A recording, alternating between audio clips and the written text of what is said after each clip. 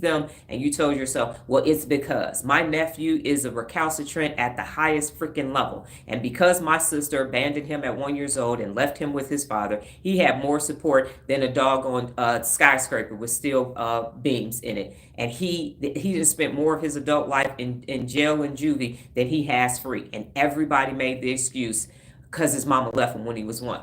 And I said, well, why I ain't getting a pass? Because my daddy was a drunk then. If every son needs his mother, don't every daughter need her father? Why is the standard different for me and my daughter? Why is it? Well, because his mama left him. He dyslexic, and they just kept making excuses and making excuses for the same shit. He's a bad thief because he keeps getting caught, which is disgraceful to the family. I'm like, you can't even be a good thief. Your ass keep getting caught. Like, you need to really pick a different profession because you're not good at this. Okay, good thieves go years and years and years and years without getting caught, and every time you break the law, your ass is back in jail. You need to do something different, bruh. And you ain't good at math. Why you keep stealing stuff and you not good at math?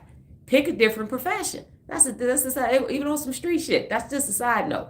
The point is this. They have been making excuses. He was born in 1995. He about to be 30 years old. He ain't never worked nowhere just like his mama for a year consecutively, and they just keep making excuses. My sister's 54. She about to be 55 on March 12th. And we ain't still making excuses. She just got to get her shit together. After 55 years, if you ain't got it together, you not getting it together. It's not happening. It is not happening. But the excuses have been made by the other addicts in the family because they understand birds of a feather flock together. So yes, you can make excuses for that person because you feel bad for them. And I just want to know, what does feeling bad have to do with helping somebody help themselves? And sometimes, like they tell us in Al-Anon, you got to let people bottom out. So when you don't let somebody bottom out, they don't learn their lesson. You keep picking them up. You're using your amygdala, or your amygdala is using you to stay in that situation, and nobody's winning. Nobody is winning. So you stay in your executive function and you use your heart when it's time.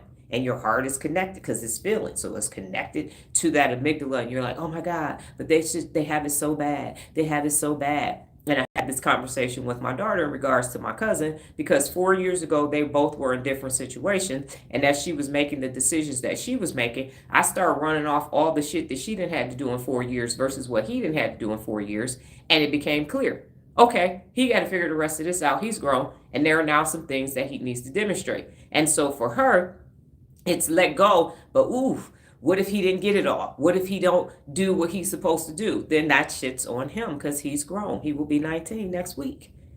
That's on him. And so why do you feel responsible for grown folk? Why? I'm talking about people who can take care of themselves. Why do you feel accountable and responsible for them? Why? And I know why, because it's that parenting and that taking care of other people portion of the amygdala, but it's ruining everybody's life.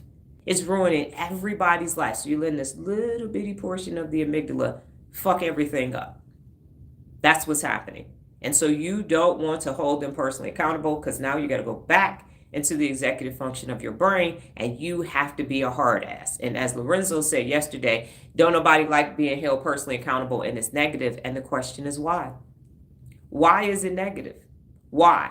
If you're going to it's going to lead you to your best. Why? Because people just want to stay in their comfort zones. They don't want to be held accountable, because then they have to do something. They have to override their amygdala. They have to start being in the executive function of their brain. And it's challenging when your working memory ain't shit. See how it's all connected? So the amygdala is a primary factor, and why it's a challenge to hold other people accountable. Nola got kicked off. She's back in. So you missed what I was saying about your cousin. Okay. The point is this, ladies and gentlemen. If you are going to hold yourself personally accountable on the daily basis, you are going to have to put the amygdala in its place where it needs to be. Now, feelings are going to show up. You can't do anything about that. It's part of your neurological process. However, only a minute. Okay, got it.